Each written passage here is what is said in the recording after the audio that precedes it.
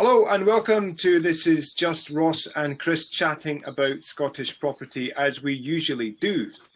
Today we're going to talk about a devilish thing called the Additional Dwelling Supplement, ADS, which is part of LBTT or stamp duty. What is it, Ross? What is ADS?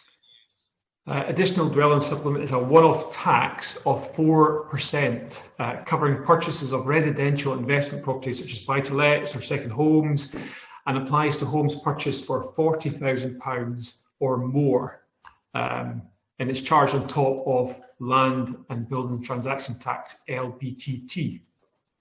I remember now, actually, the last time we talked about ADS, I was a bit confused, wasn't I, for a second, about whether it was 40,000, that whole thing. I won't even go there just now. But it does massively affect property investors because it's quite big numbers. If you're depending on how much you're paying for the properties, how maybe if it could be £1 million if you had to pay the additional dwelling supplement, which is, you said 4%. 4%. It used to be 3%. It's now since January 2019. It's 4%. So it's a massive amount of money to add on to the existing LBTT. So how can you avoid it? Any tips about avoiding this ADS? There's some exemptions that will apply, and I suppose if you're buying multiple properties. For instance, if you're buying a portfolio of 6 or more, and I know that you handle quite a lot of the portfolio sales, so you're probably a better place to sort of absolutely. Buy 6 or more to get the multiple dwelling relief. MDR, love an acronym, but basically, if you buy 6 properties or more in one transaction, so that's really from the same person, and that's always something you want to investigate. Before you kind of get into your due diligence on any property portfolio, is it going to be are all the titles in the same name?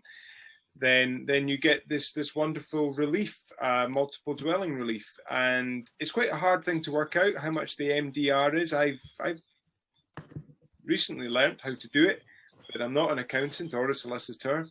But certainly it is helpful when I'm talking to property investors and maybe even the landlords that are selling these portfolios. It's helpful for me to have that bit of information to give a rough guide on how much an investor can save. And some of the time, it's 50 grand, sometimes 80 grand, 110,000 pounds. So it can, again, depending on the size of the property portfolio and the number of properties in there.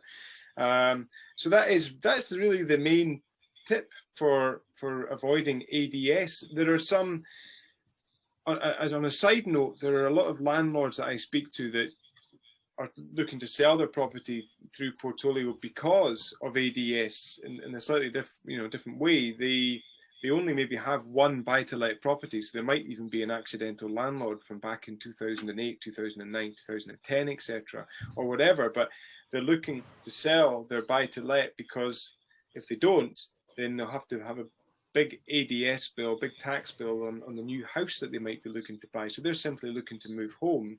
And one of the things they need to do before they do that is to sell their single buy-to-let.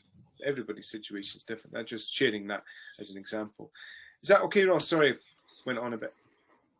Yeah, no, indeed. It's obviously important to learn that this will cover you if your property that you own isn't in Scotland. So you might be living abroad and looking to purchase a property in the UK and Scotland, and you'll have to pay it if you've got an additional dwelling that's outside of the UK. It's outside. It's located anywhere in the world. It doesn't need to be in the UK when you're buying your second property.